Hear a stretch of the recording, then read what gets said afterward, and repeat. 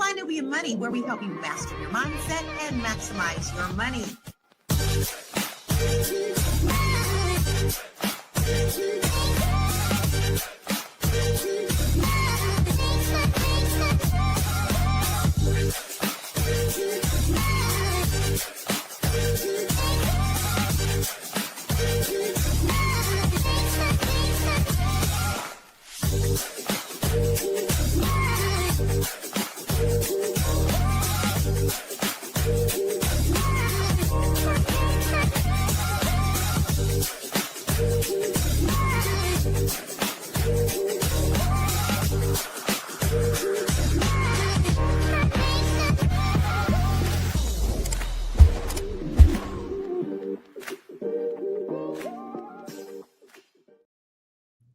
Hey, everybody. What's up? It's your girl, Constance Carter, and this is Fly Nubian Money, where we help you to master your mindset and maximize your what? Your money. So today we are talking about a story that is so heartbreaking, familiar, way too common in our community.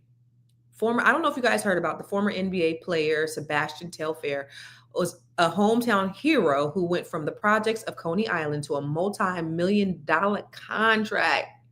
Now there's a new documentary that shows he's back living in those same projects after everything he built fell apart. This is not just about money loss. It's about what happens when you reach the top without the support, the structure, and the emotional stability to stay there. It's about the pressure of fame, the lack of financial guidance, and the cost of trauma, and the reality that one bad season or one bad decision can erase years of work. His story forces us to ask what we owe to our athletes. It forces us to ask what we owe to our boys and our community beyond applause. And how do we protect ourselves so that this rise is not followed by a painful fall? Now, before we get it cracking, I want to introduce the dopest ass queens on the planet. We got Miss Noma Langa. What's up, Miss Noma Langa? The marriage, the marriage, the motherhood, and the money making. Jesus. Marriage? How long? Marriage, motherhood, and money making, girl. Let me tell you something about me. I'm almost 50. Okay. So you're gonna have to give me the pass. I'm almost 50. You little youngsters. Y'all millennials. I'm a Generation Xer. You hear me? Yeah, I'm almost 52, darling. Oh, we old. You old too. You might be drinking some Ginga Galope, but you know what I'm talking about. It is not on point. What's up, Miss Nomalanga? How you doing? All the way from Botswana. I'm doing great, Constance. How are you? I'm wonderful. I got to make it out there. See, listen, the way I seen your wedding pictures yesterday, I was like, oh my God, I got it. You see that? It was beautiful. I wish we could share it. Yes. Gorgeous. Nobody's been getting married all year. It's beautiful. All year. You should see all the other pictures. You should have seen like the parade of people that were dressed alike it's extravagant. This is a new thing. This is a whole year-long process. They've been getting married all year. It's the same marriage, but it's the same husband. They just getting married all year. The same wedding. I'm not the same marriage, different. Yes. It's just different parts. It's like it's like a long process. Yeah, and ours is rather long compared to the norm. Yeah, because you're wealthy. I forgot. So we're talking about rich people shit. This ain't regular Botswana people. This is the rich people. Okay, I get it. I get it. Okay, got it. Because it looks very regal and very elegant. So it's beautiful. Congratulations. Yes. And then Thank you. We have Miss Black Hollywood herself, Miss Tierra. All things Hollywood, baby. What's happening?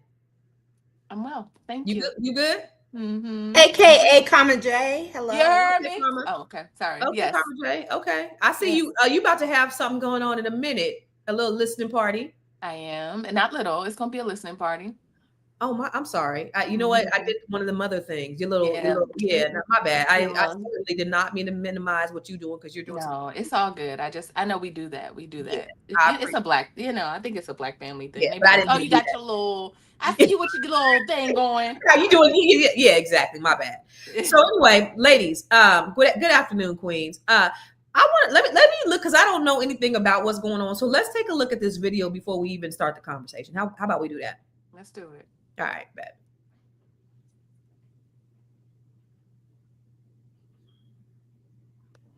We ain't sugarcoat nothing. Look, we ain't got no keys. This how you get your mail. That's how you get your mail. You ain't got no mail? We good. Can't come in here by yourself. Gotta sign a waiver to come in 2940. I'm gonna show y'all the inside. You hear? Let's go. This is a culture shock, but I ain't gonna lie, me coming back to the projects was a gift. It was a gift and a curse, but more of a gift, tell you the truth.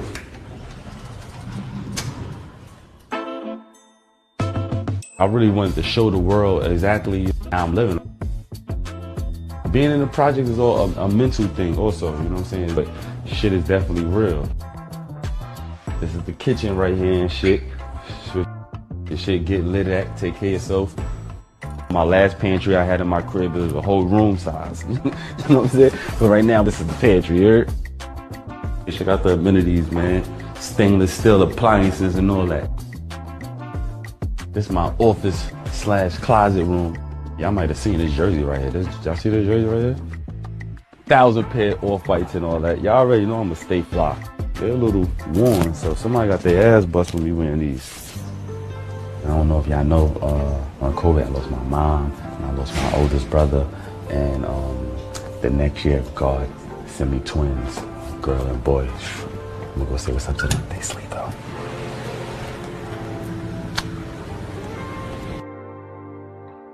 This is my twins' playroom right here. But most important was these right here. Make sure my kids read about me. Middle of the J's with a book, a movie, my own sneakers. Shit crazy. Negro, you ain't even had the furniture from the old place. Like, you just lost everything? You lost everything? There's no remnants of your wealth anywhere? Like, what? Like, you lost every strand of everything you've gained with $30 million. Not funny. That's not funny. But it's the way you said it. I am so damn what? Nigga, you lost everything. You ain't got nothing from the mansion. Not one thing in the park. Not one thing from the. I hate you. I got nothing. You got nothing. No, Malenga. I'm gonna let y'all talk because as Constance tries to pull herself together, what is your reaction from the video? My reaction, I mean, it's actually quite pitiful, but it doesn't surprise me at all. I obviously don't know who this person is, but I can already feel like maybe there was some drug use. Those are the people that piddle away everything until there's absolutely nothing left. And then the second thing is, I'm inclined to believe that there's no history of wealth in his family. So unfortunately, what people do is they just kind of level back out to where they were and where their family has always been, unless you're really, really doing something extra and being very, very purposeful about, this is where I'm coming from and I'm never going back here. And these are the things I'm going to put in place to make sure that I'm not going to end up here. Constance says something that caught my attention. She's like, everybody's one bad decision, but actually that isn't true. You're not one bad decision. Like with a trust fund, you can make all the bad decisions that you like. It's going to make sure that those bad decisions don't affect everything that you have, because that's its purpose, right? Even if you make bad decisions, there's something to insulate you from your bad decisions. And I think that's something we need to think about more seriously. Yeah. I think we also have to, I think we have to also state that this is Allen Iverson's cousin. So there wasn't one millionaire in the family basketball players. Like, it's hard enough getting to the NBA, but you have two people in your family that are, have reached this level, have had multi-million-dollar contracts.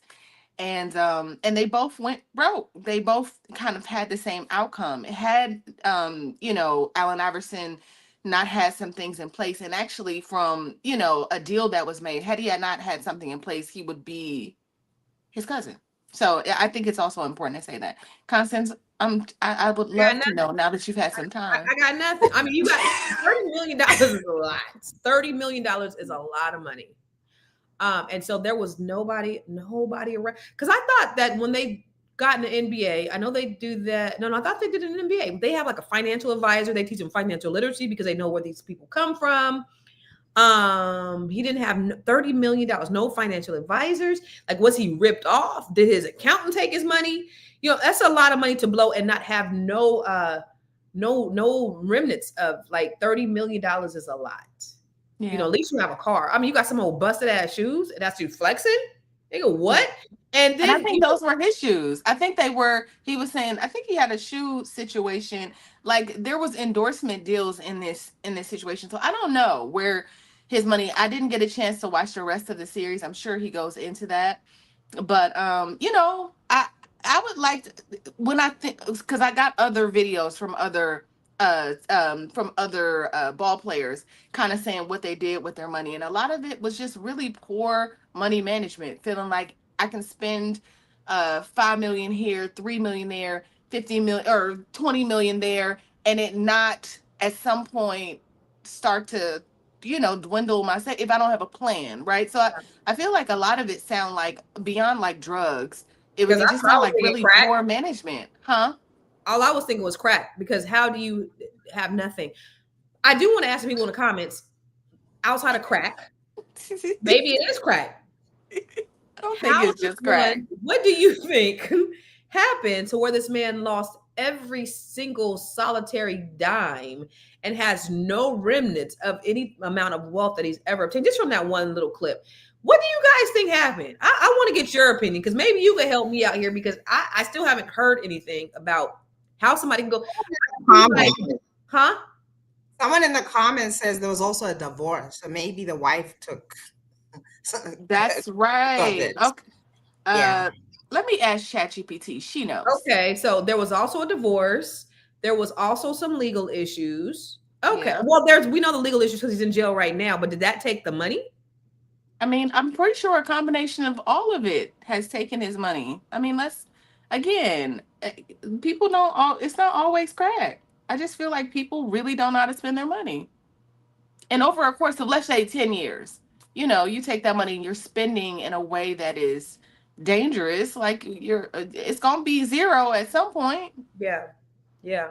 And that's the thing that they don't understand, I think, is that, do you remember when they used to have MTV Cribs? And I remember Cash Money was on there, and they, like, the amount of frivolous spending there was. He had like cars with mink on them. It was just so stupid and outlandish. Yeah. And you know, that's the mentality, because they don't think that it's ever going to go away.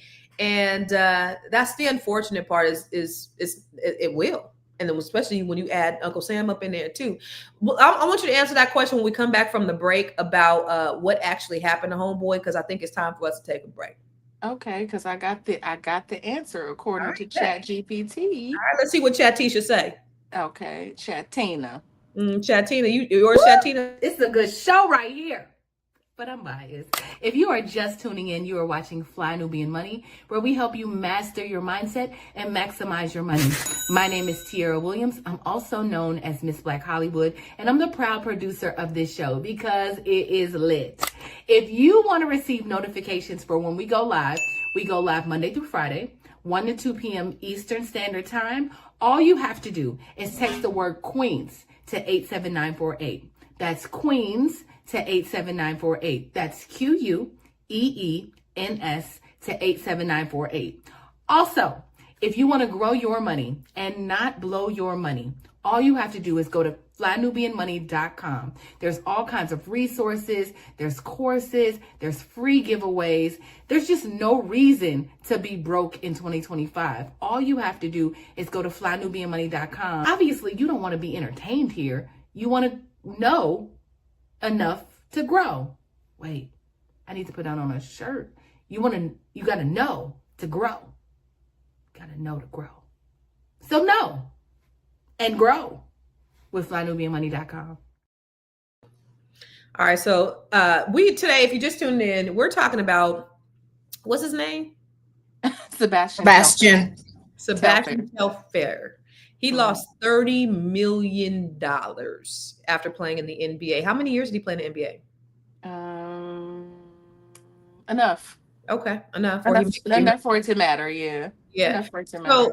So we were asking the question, what happened to all of his money? Like what? So what are some of the things? And Chat Tina, which is Tiara's chat, told us what happened, Tiara. Okay, so it says that Telfair earned approximately $30 million over his NBA career. He lost a major endorsement deal, an estimated $20 million with Adidas after a robbery incident. So it got niggerly. Legal troubles piled up. He was involved in a healthcare fraud scheme defrauding the NBA players' health and wealth benefit plan, around $4 million. Arrested for weapons and other offenses which drained money, disrupted his career, and added legal costs. This nigga's stupid. He ended up moving back to the projects because his finance eventually collapsed. I asked if there was drugs involved. He had weapons and marijuana-related charges in 2017 when his vehicle was stopped with loaded guns and a bag of weed. He pleaded guilty in 2023 to conspiracy to commit healthcare fraud and wire fraud tied to a $4 million scheme targeting the NBA players. And he was sentenced in 2025 to 6 months, which he is serving currently. He will be out January 2026. So this is just a dumb motherfucker. That's all this is. So we're just talking about a dumb motherfucker because that's all you said. It was just dumb shit, dumb shit, dumb shit, dumb shit, dumb shit, dumb shit, dumb shit, and that's it. Just dumb motherfucker. All right, let's look at another video about some other. But can I also say, like, I'm not gonna give him dumb grace. Motherfucker. I might give him grace, a little grace, but I mean, because if it's gonna just make you more of who you are, right? We always talk about this. And if you are, doing niggerly things and out and can't get into them, always getting into trouble, it's not going to stop that. Like, that trauma that comes along with it. I mean, we don't talk enough about, I think, our Black boys just, kind of struggling a little bit. And also, you throw some money in their hands, they're not going to change. He's not going to get sense. He's going to keep doing stupid dumb things. Motherfucker is what he is. You got access and proximity to wealth. There are people on your team that are making good decisions. You're around this. You see it and you choose to go do some fraud shit. You choose to do robbery shit. Like, you're a dumb motherfucker. Period. No, like, what do you think? Actually, I was thinking about that, the fraud thing with where they were offering healthcare or whatever that sounded like maybe he was trying to actually do something meaningful, go into business, and maybe he may have gotten caught up with somebody who was, maybe he didn't vet it enough, because people do get caught up in things, because when you have a lot of money, you're going to have Pookie from the neighborhood saying, I got this great idea, we can do this. And then you're like, okay, let's do it. And then, before you know it, you've got a whole bunch of legal troubles, and Pookie has nothing to lose anyway. So sometimes that is one thing I would give him, because he seems to have been making some kind of effort to not just be an NBA player with a lot of money, but actually build something which he could later on live off of. And it just went south really bad and really quick, it sounds like. I'm gonna go with a no. You just ran down a laundry list of things. If it was one bad decision, I could see. This motherfucker did a whole lot of shit, dumb shit. It wasn't just one. It was a laundry list. Yeah, it's a pattern. So you're a grown-ass man. You know right from wrong. You have access to all this money, and yet you choose to do dumb shit. It's not like the person who lives in the projects, who ain't never had nothing, who ain't got nothing, and he just looking for a way out. Nigga, you got your way out, and this is how you choose to squander it. You a dumb motherfucker. Donkey of the motherfucking day. Let's look at the next video. I mean, there's more. There's more of them. Oh, yeah.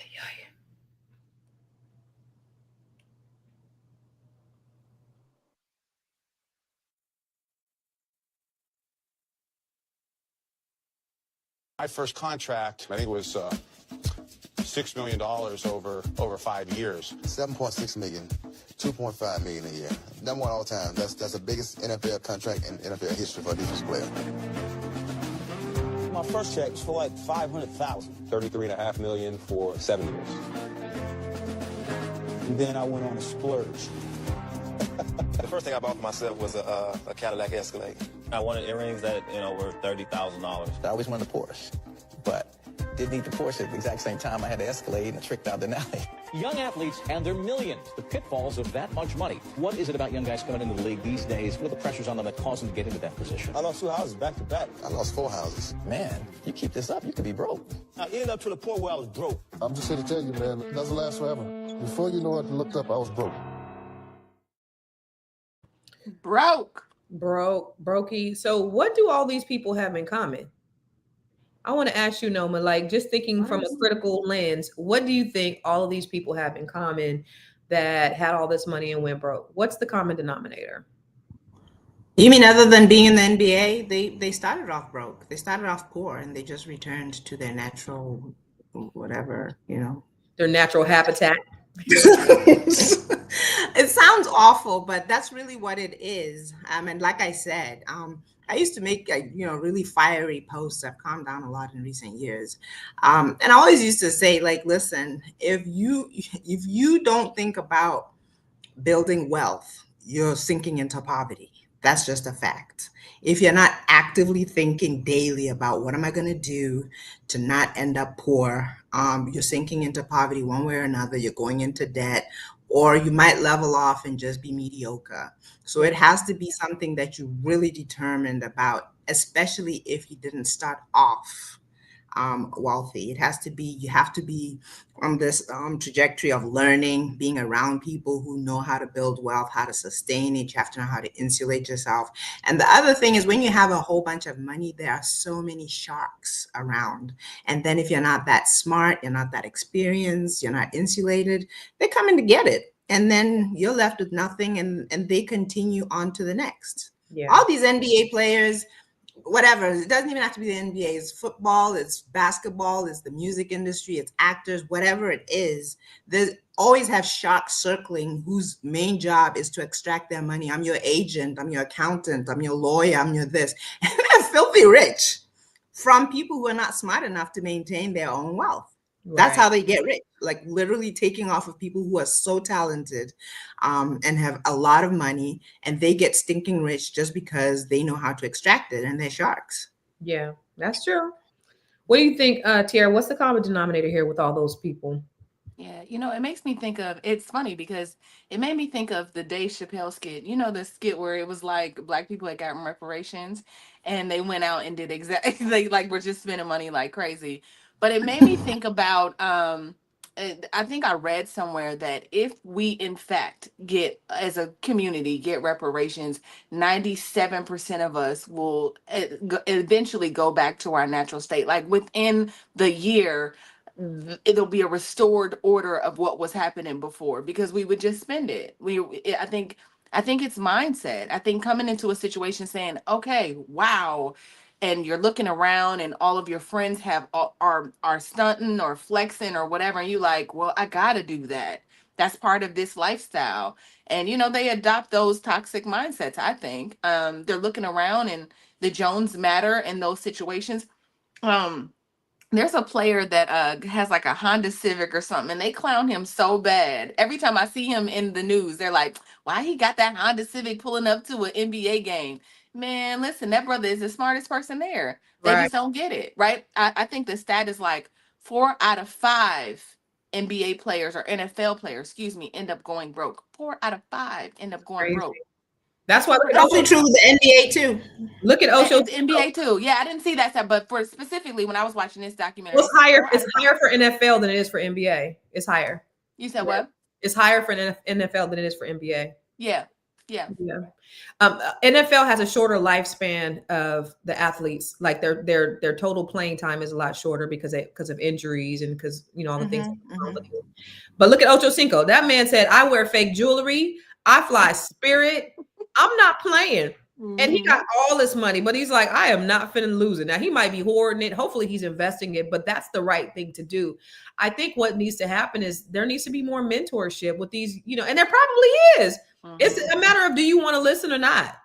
Because you think about it, you're around people like LeBron James, who is a steward. You're around people who had made less, that maybe didn't make 30 million, maybe they made 5 million, who've made great decisions. So you've chosen, because you have access to that kind of information, but you chose to run game and rob people and commit wire fraud and insurance. You chose to do that. That was a choice. Everybody got choices. You just chose the wrong shit.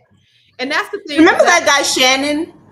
Was it Shannon Sharp, who made good decisions and then blew it on an OnlyFans girl? And catch up with you at some point. He did everything right, and then but he literally survived. I don't know what he was before, but he had like a whole life afterwards where he went against the grain. He went against the statistics. He became even more successful, and then just poof, he's dingling. White women have been the downfall of many black women. So let's go to a commercial. Another commercial.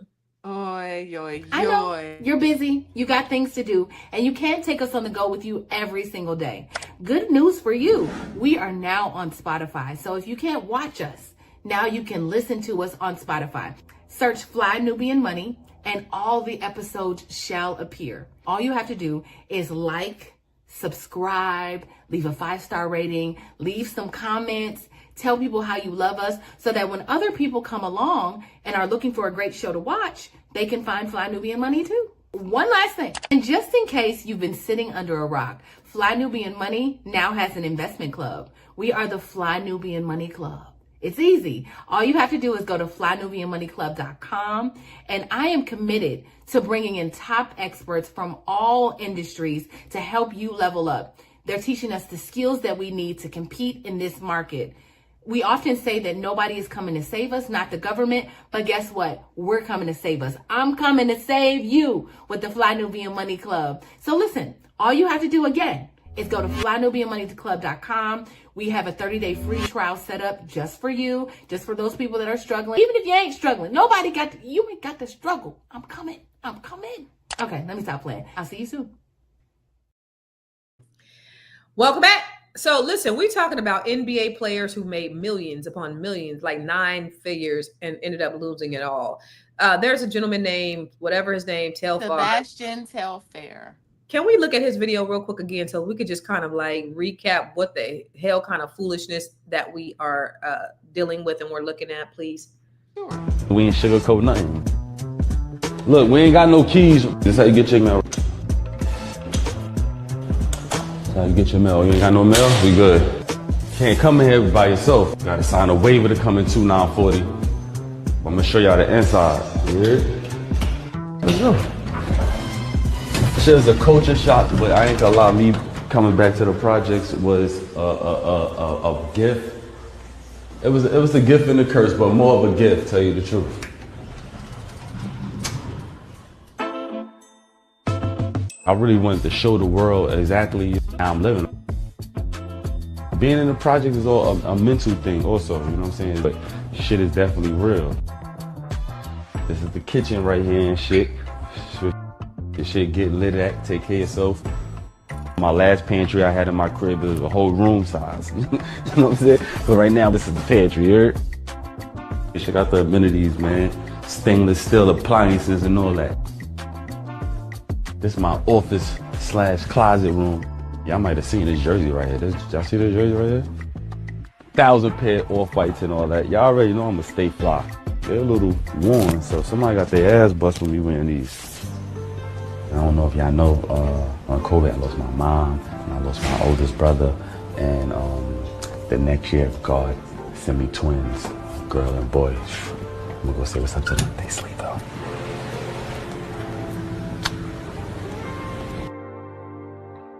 This is my twins' playroom right here. But most important was these right here. Make sure my kids read about me. Middle of the J's with a book, a movie, my own sneakers. Shit crazy. Sir, you live in a project, you couldn't clean up your house for the people. You knew that they was coming. You couldn't even clean up for the people. You couldn't even do that. You know what though, Constance? I heard so many things that time when I listened to it. I heard I lost my mother. I lost my like the 3 family members in a row. COVID. And then, and then he had, like there's all of these little things that I hear him saying, and almost and also it made me think about, like, sometimes if we feel like we're worthy of, it almost feels like he feels most comfortable in that type of situation where it's like when he had everything, there's a deserving that I don't think he felt like he deserved it or something. Like, Yeah. I'm gonna go back to what I know. I'm gonna be comfortable here. Here's where I feel most safe. I don't know. It's trauma, really. I keep saying that. I mean, I'm not a therapist. We ain't got a therapist on here today, but I do feel like we struggle and we don't even know why we're struggling. But I do dumb shit. I appreciate you saying that. I really do appreciate you saying that because, I was just looking at it. He was just a dumb motherfucker. But if you do me a favor real quick, read down. Now the man is in jail. So read that list from Chat Tina of all the things that this man has done to lose his money. Just to recap, get you up to speed on this, people. Okay. Telfair earned approximately $30 million over his NBA career. He lost major endorsement deals worth an estimated $20 million with Adidas after a robbery incident. Legal troubles piled up. Involvement in a healthcare fraud scheme defrauding the NBA players' health and welfare benefit plan. That cost him around $4 million. Arrests for weapons and other offenses which drained money, disrupted his career, and added legal costs. He ended up moving back to the same projects he grew up in because his finance collapsed. So I heard, what you said, and I felt I was like, okay, yeah, I was feeling real compelled to feel bad for him because there is that trauma. He lost his mom and his brother during COVID, and maybe he just didn't feel like he was worthy or deserving. But then when I hear about that laundry list, I'm back to dumb motherfucker. But that goes into it, doesn't it? That to me, I don't know. I feel like it's all related. Well, I want to ask Melania, did she hear something different the second time she watched the video? So I'm curious, the 20 million that he lost, was that part of the 30, or would he have gotten an additional 20? Where they said he had an endorsement deal that he lost. Does that mean he was worth 30 million because of that 20 million endorsement deal and he lost it? Anonymous said that doesn't go into it. That's what Anonymous said. I think that's what did Anonymous say? He said no, that doesn't go into it.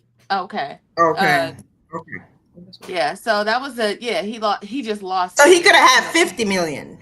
Correct. If he hadn't lost that 20. Okay. Then he lost another 4 million with fraud and what have you. And the legal fees and, because all he had, y'all, was a bag of weed. Y'all was saying crack, but the most he was found with smoking crack. That's what he was caught with. That's what he was caught with. Smoking weed. So let's try to be constructive, okay? Thank you. Because I have no construction in me. So if you know, and I say this even just about marriage, if you come from a family where you don't know anybody married and nobody succeeds or whatever, if that is your desire, you already know that there's an uphill battle, right? So you're going to need to go and find resources. You're going to find people. You're going to find systems and things to put in place to ensure that you are going to be successful. And this means that, unfortunately, you're going to have to work harder than most people to make sure that things go well for you.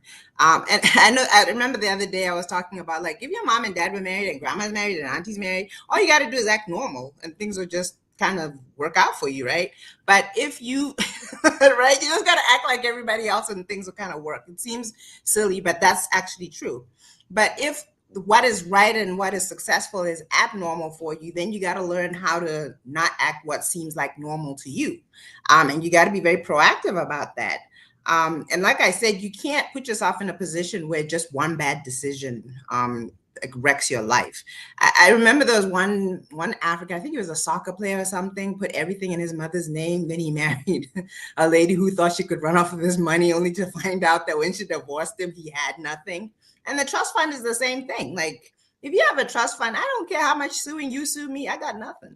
Like, that's true. Yeah, sue me if you like. I have nothing. It all belongs to the trust fund, right? So that's how you insulate yourself certain things. And even when you make bad decisions, they don't affect everything that you have because you've just made that one correct decision. So it's just a matter of just knowing where you come from and desiring to do something different and being very proactive and being smart. I remember back in the day, Shaquille O'Neal was one of the richest men from the NBA, right?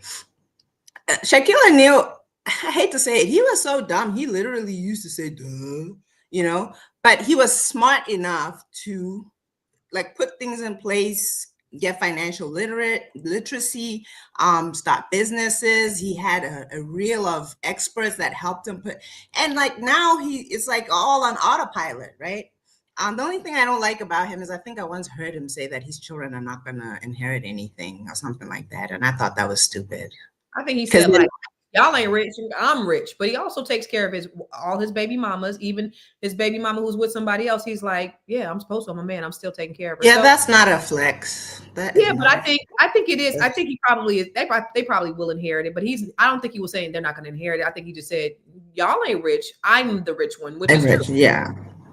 But he should be instilling that wealth mindset into them. Probably is. He probably is. But you know what? I want to know where was this man's mentors? Because I know if he grew up playing basketball, he went through the AAU, and there were men around. There had to have been men that were coaching him, that were leading, that were guiding, that were keeping him disciplined.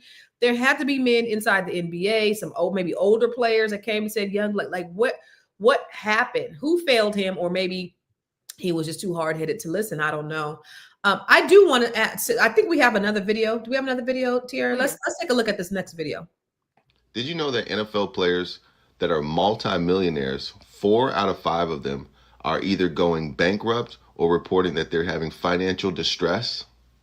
That's literally, for every 5 NFL players, 4 of them are either bankrupt or having financial hardship after they play, of course. There was even a documentary that came out that was called Broke, and it talked about exactly why NFL players are going broke right after playing. And one of the main reasons, as I thought about it, was probably because of this. Most NFL players have perfected the art and the craft of playing football, but the reason that most of them go broke is because no one's taught them how to be financial literate.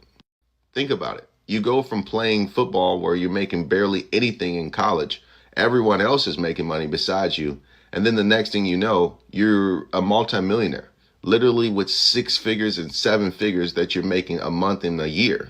It's really easy to spend that money thinking that it's going to be there forever because you never had money before. Financial literacy is by far one of the most important aspects for everyone, not even just NFL players, to understand. And the truth is that not many people are financially literate. If NFL players and quite frankly everybody else understood 2 things, I guarantee you they would not be in the situation that they are, and it would end this financial literacy epidemic. You might be asking, what is that? All right, I'll tell you. It's actually really simple. The first thing you need to understand is what a liability is. A liability is essentially things that take money away from you. Whenever you purchase a liability, is it taking money from you monthly, or are you making money from it? If you're making money from a purchase, then that's called an asset. An asset can be things like real estate or stocks or bonds, essentially anything that you purchase that makes you money. If people understood the difference between liabilities and assets, I guarantee you your financial situation will change, and NFL players as well. If you're interested in learning more, click the link in my bio. So Tiara's chat GPT is Chat Tina, mine's Chat Tisha. And I asked Chat Tisha, does the NFL or NBA offer financial literacy to players? And if so, what kind? And they do.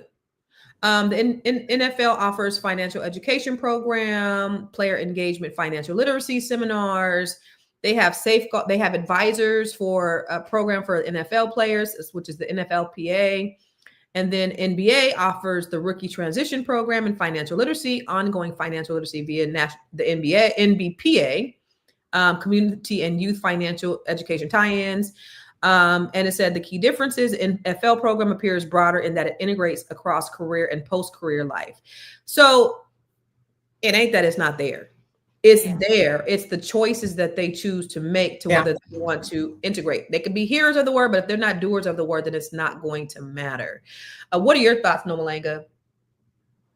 So yeah, just offering the education, unfortunately doesn't mean that people won't still fall into the trap. In high school, I think there's like sex education or whatever, and you still get little girls knocked up before they graduate. There's been so many since the 80s, so many campaigns for HIV and what have you, and people still get the disease and other diseases. Just the fact that the education is there doesn't mean people won't fall into the trap.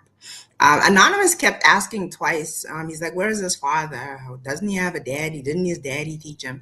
And that's an element that I think people always try to ignore. That's kind of the role of your father. And people try to go through life pretending like fathers don't matter, but they do. There is no person that can make that amount of money that has a stable father who will allow him, unless he's also just a loser who's just a shock like everybody else. Correct. But his father would have guided his decisions. His father would have insulated him from a lot of things. And that's something that's necessary from generation to generation.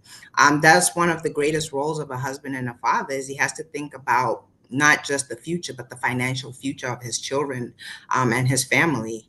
And if one of the children ends up being more successful than everybody else, that responsibility still remains. I know families, like I think it's Kiki Palmer. She talks about, like, she lives very regular, and she always talks. She comes from a 2-parent home, and her parents instilled that in her. I think Brandy, the singer Norwood, also, you'll see her father and her mother very, very present.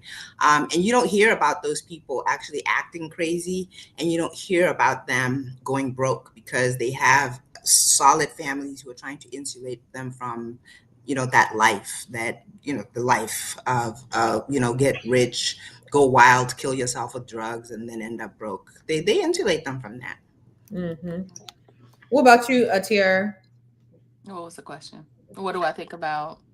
The fact that they do offer financial literacy, but the fact that 4 out of 5 people are still going bankrupt, even with the financial literacy. Yeah, like you all have said, it's just really a matter of choices. I'm a fan of watching. I really like the transition that LeBron is making with making documentaries, like sports documentaries on Netflix. I watch them all. I love the sports documentaries that are on Netflix because I like to, first of all, I like the mindset of an athlete just in life. I like the winner mentality, that whole Mamba thing. I'm into that. And so what I've noticed, though, is the younger boys, these younger NFL players, they get it. They really do. NFL, NBA, well, it's a lot of NBA stuff because it's basketball, but they get it. They're starting shoes. They're starting their own brands. They're saving their money. They are still splurging, but not in a way that'll end up they'll end up broke. So I think they're taking their cues from their OGs, the Allen Iversons, I think they're taking those cues and going, I don't want to be broke. So hopefully in 20 years, this is not the case with these young men that I'm seeing, but there's some really smart young boys coming up. Yeah. So hopefully that is, and I just think in general, like a lot of the kids they're just different, right? When I'm thinking about just in general, like these kids are different, the way they move, the way they think. And so I think moving forward, they'll be okay, but they do it differently than when we did it. We was bling blinging and stunting like the dad. I don't know, I was in New Orleans, but stunting like my daddy. Like it was the bling culture. It was being as extravagant as you could. It was about showing instead of building. It was, that was where we came up with millennials. What are you? You said you're old lady. What was it? We're Gen Xers. Gen Xers. I'm not my kids be like, aren't you a baby boomer? Aren't you a boomer mom? A baby boomer? No. No. The other thing was a whole bunch of baby mamas. Hey, I saw it in the comments, and they were like, "Ooh, sometimes they blow that money by having like multiple baby mamas." And those baby mamas also cash in. Hey, they do. And then the guy ends up all broke, and they've secured their future and the future of their kids.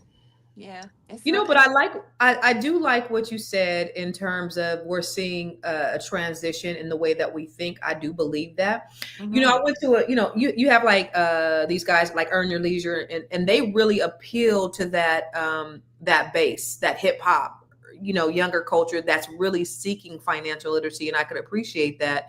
I do think because there's so much more information out there, you do have these kids that are seeing these OGs that are broke, that have come into all this money, and they don't want that for themselves. So I do see a change in the trajectory, because you come from a place of ignorance, of lack of education, and of poverty, and you ain't never seen nothing. At least now these kids coming up, maybe they're not living this life, but perhaps they can see it on the internet because they got access to the internet, and they can see what's possible. And then they also see what's happening and how they can prevent that from happening to them. So, I do at some point want to look at the glass as half full, because I don't think it's all doom and gloom. Even though this dude was a dumb motherfucker, Sebastian whatever was a dumb motherfucker, I think I do have hope for the younger generation, the Gen Zs and all those guys. But I know we have some stats, Tiara. Let's take a look at the stats, and let me just read them. Okay, so you about to read them from your you about to read them from? Yeah, because you ain't got them, right? You don't have them? I mean, you slacking on your Mackie? I'm gonna go ahead and read the stats. According to Sports Illustrated, nearly 60% of NBA players go broke within 5 years of leaving the league. So that's 60% of NBA, and I think NFL is what, 85%? Mm-hmm. A survey by National Bureau of Economic Research found that sudden wealth without financial education leads to a higher risk of bankruptcy, which I just read to you that they are getting access to financial literacy. Many players enter the NBA at 18 or 22 years old with no money management skills and immediate access to millions. But again, we know that they are getting some financial literacy training. The average NBA career lasts only 4.5 years. That's interesting. And studies show that childhood poverty and trauma can create long-term struggles with impulse control, stress management, and financial habits, which is kind of what you were pointing to, Tiara, when you were talking about, the trauma that he probably dealt with, and not feeling worthy, not feeling deserving of all of these financial blessings. Black male athletes are often expected to financially support multiple family members, which increases financial strain. Can we talk about that though? That's a real thing. Like you get famous and you feel like you need to take care of everybody. You got an entourage. Everybody's always asking you for money. There's a real pressure there. So I think they lose a lot of money that way. Go ahead. I'm sorry.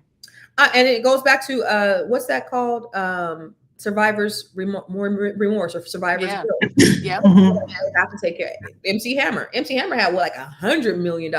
I mean, he didn't go broke. That was just a myth, but he didn't. I've seen his house in Tracy, California. It's nowhere near like, what he was when he was living in the hills. So, but that's part of going back and taking care of all your friends, all your family, and everything else.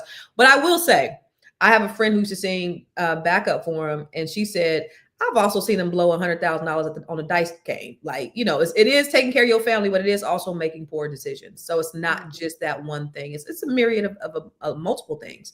Yeah. And then finally, mental health issues among retired athletes has risen by more than 50% in the last decade due to loss of identity and loss of structure.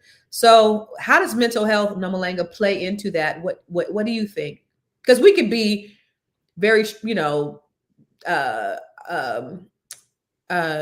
logical about, this being a dumb motherfucker who just made bad choices, but there might be mental health issues. I don't know if the mental health issues come up when they realize that they're back to broke, or if they end up back to broke because of mental health issues. We don't know which comes first. But I can certainly say this, to your point, Tia, about people saying, you're the most rich or you're the most famous or whatever. That's not just for celebrities. That happens in all families. The person who they feel is the most successful kind of takes on this weird thing where they got to pay for everything. They got called for every emergency and what have you. And that can also really affect you mentally, emotionally, and in other ways. But it still goes back to the point of putting things in place where you're able to insulate yourself from your life going into a total wreck. Mental health isn't something that's irreversible. There's people who are literally nuts, and they take some pills and they're able to act normal because they took the pills, right? So it's not like the end all and be all. It's untreated mental health issues that become a problem. And we all have at some point felt depressed, or it's not as severe or whatever. I can't emphasize enough, I'm trying to be constructive. I think if you know that you don't come from what it is that you desire, you know that you have to do something different than the people around you. You have to do something different than what you know or what feels normal to you.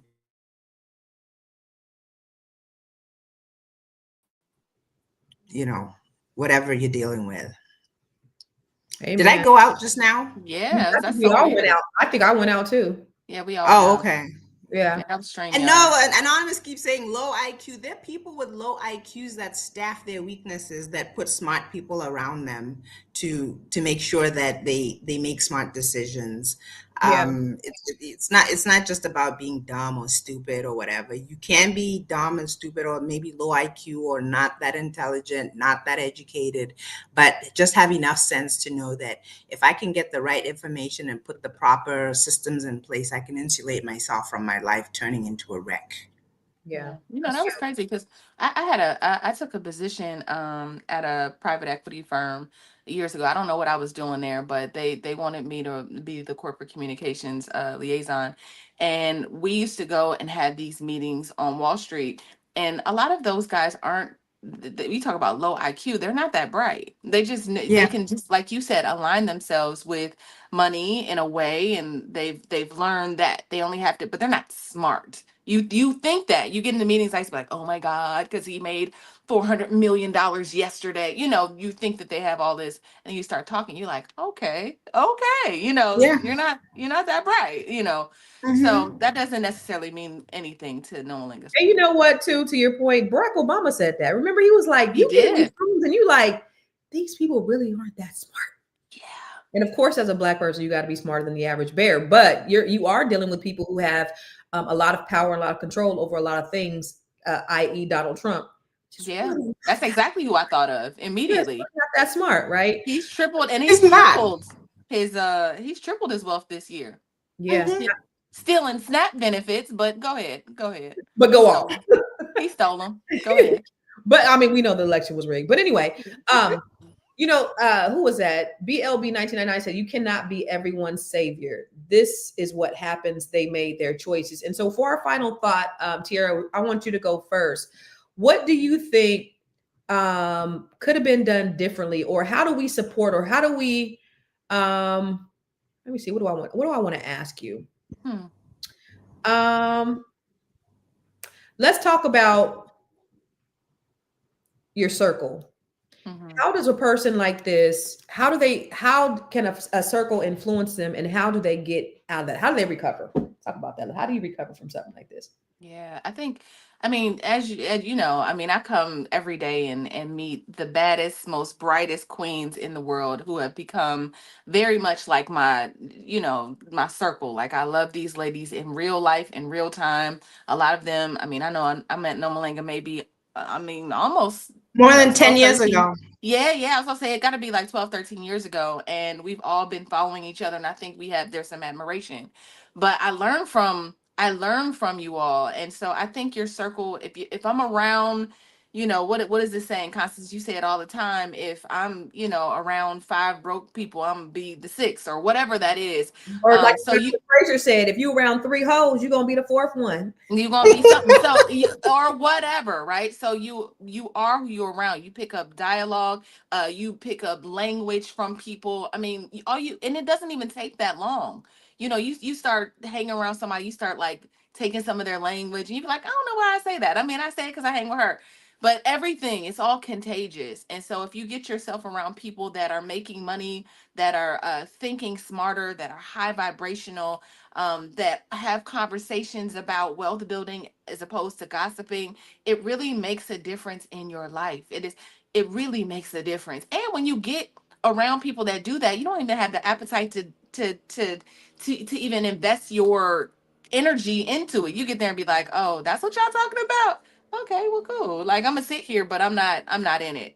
So I think circle is important, and the way to recover is It's to really just if when Sebastian gets out of jail in January 2026, I think he should take a real hard look at his life and what's next, what he wants to, where he wants to be, maybe get some therapy, maybe just start to really like think about where he's headed, make some goals, and then walk in that direction. But I know it's really, he's gonna have to start here and just like start with himself. He has to invest in himself and really figure out what he wants in life. That's how you recover. You really just you decide, and then you move towards that thing. My name is Tiara Williams. I'm also known as Miss Black Hollywood. I'm also known as Karma J. It just depends on the day. What you is today, sis? What you is today? Man, all right. So I'm Miss Black Hollywood today. Bow. So this Saturday and Sunday, we what you gonna be? Wait. What you gonna be this Saturday and Sunday, sis? I'm gonna be Miss Black Hollywood this Saturday. I thought you was gonna be Karma J. I thought you was gonna announce something. Not this. No, I'm not announcing my show. I do have a show coming up, and it's not Saturday or Sunday. It's not until December 11th here in LA. So if y'all want to come through, come on. Okay, so what you gonna be December 11th? I'm gonna be Karma J on December 11th. I'm about to be Karma J in like an hour. But we partner with Dr. Lene, and we're doing a vision board strategy. That means we're getting you ready for 2026. You can come through for free.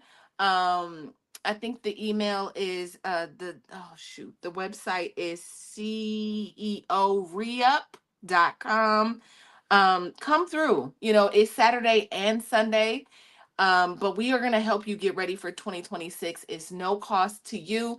And we really want to help you get a strategy. You're thinking about and visualizing what you want for this next year. And the decisions, again, deciding what do you want and having us come together and create a strategy for that thing. So ceoreup.com is hold on, let me try to bring it up. I'm sorry. REUP.com. Yes. Do you see it in the banners? Because my computer StreamYard just threw me out. So CEOReup, do you see it? .com? CEOReup, like REUP, reup.com. Anyway, so yeah, come through. You see it, Constance? Bow. Yep. Bow. CEOReup.com. So go to that, come through, and let's get a strategy for 2026. Boom. Don't be like Sebastian Telfair. Do not be like. And if you're looking to get married next year, start working on that too. Yes. Who's looking for marriage? I want to get married. Some people are. Next year. Oh, for your vision board. Okay, your vision board in there because I feel like we always have this thing where we all about our money, and that's nothing wrong with that. I'm all about my money, okay? And maybe I don't talk about it enough, so it seems like I'm not. But you got to get other aspects of your life in alignment too, and spend just as much time and effort, blood, sweat, and tears in it if you want it to work. Absolutely. So what you saying, Nomalenga, on our vision board, we should just do a little cutout of a man and put him up on Absolutely. And be like, I'm manifesting my husband in 2026. I actually literally have a vision board with stuff like that. But do I do my final thoughts, Constance? Yeah, I'm like thinking, I just want a boyfriend. I love that. I just want a boyfriend. I'm gonna have to talk to you offline about that. Boyfriend. We ain't gotta be husband. Boyfriend. Let's start small. That is fear and trauma talking. It sure is. Like you've been a wife and you want to demote yourself to be a girl. No, I want to promote myself from single to boyfriend. Then we can talk about marriage later. You've been a wife. And you want to demote yourself to girlfriend status. Help me, Nomalenga. Help me, Moses. Fine. The marriage Moses. I wanted to just pick up on one thing that they said in the comments, and when Tiara was talking and she's saying, get around people. And somebody said, look, if you're a little kid in the project, you can't get around nothing but other project kids. And that's a really good point, because I will say most people don't know this about me, but I am a hermit. A lot of the people that I interact with them online like this, right? And I do courses online. I watch, I read books. So sometimes people think when you say get around smart people, they think that you got to physically be with them, but you can get around them in other ways. I remember Boyce taught me this because I was like, I think it was about 10 years ago, and I was like, I want to be a world-class speaker. And he's like, you don't have to physically go there, right?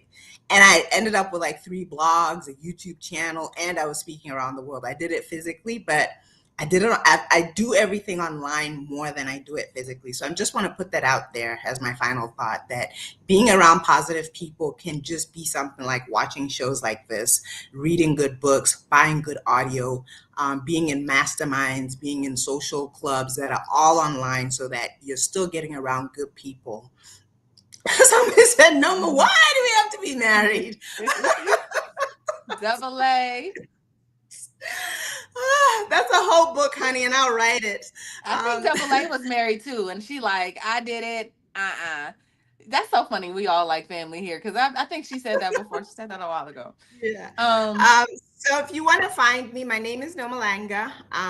You can find me on Instagram. I still have the handle of Noma Moses. You can find me on Facebook as Nomalanga Khaburoni, and then also on YouTube, I have my own YouTube channel as well. And then also, please do go to pathsforourgirls.com and support us. We have a charity that we started here in Botswana that takes care of girls that experience period poverty. Some girls don't go to school because they're on their period and they don't have the supplies. And just a little bit counts. And I will say this, the people that actually support our charity the most are our viewers from all the shows that I've done in the last few years. Nice. Good job. So thank you. Yeah. Good job. Good job. Make sure you go to pathsforourgirls.com. Please. Please, please. I just say that I think it just really takes a village, y'all, with these boys. And I think we got to be more intentional about just surrounding them, volunteering, mentorship. They just need to be and see what positivity looks like. And you know what? Let me tell you. So yesterday, y'all, my son came out and told me that he's a motivational speaker, right? It's so good. I knew it. He's so good. Go ahead. I'm sorry. Listen, you ain't got to put me on. I also went and saw him on TikTok. Did you? Thank you. So he has a whole page. But what I discovered yesterday, because his friend is the one that made him tell me. His friend made him tell me. So I sat down and I talked to them, talked to them both and just listening to them. And my son came here from California, didn't know nobody. This boy ended up transferring schools, and his boy came from a really, really rough background. And he's going through rough stuff right as we speak, but it's so positive. But in a school where it's all these Black kids and they bad as shit, they fighting all the time, these 2 boys chose to be positive. My son comes from a privileged background, and he has me as a mother. This other kid did not come up from a privileged background, and he's had it rough. But they both made a choice, because you could still, no matter if you come from privilege or not, you could still make a choice to do the right thing, to choose the right things. And, it comes from, just pouring into them and praying, but it's also decisions that they make. And so we just have to make sure that we're surrounding our children. And just like I think it was Deborah Will Wynn said, they done fucked around and gave us the internet. So these boys are choosing to look at positive things. They're choosing to, have that be part of their timeline than just, world star and fighting.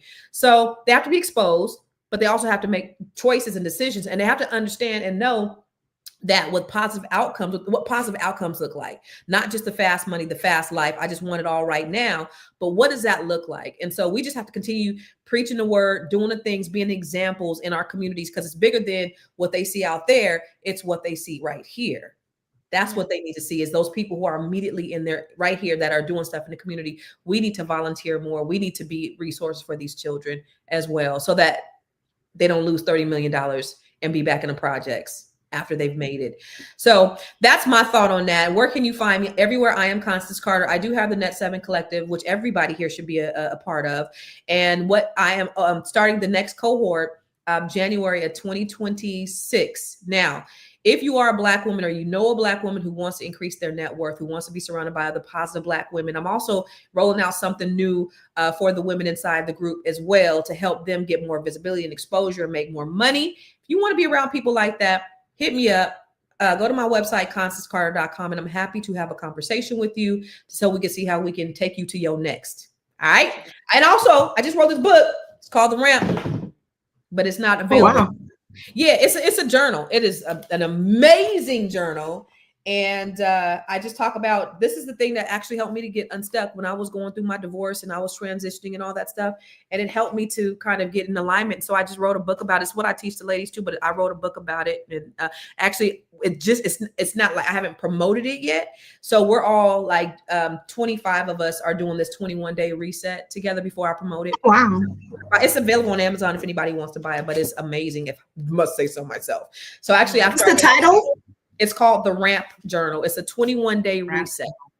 And it's on Amazon. And so I actually have a journal to go with that. So after I get off here, I do my midday, because I do a morning, midday, and night. But I'm really intentional about transformation. So that's what I'm doing with that. But it's also something that I coach the women inside the group too. So anyway, that's what that was.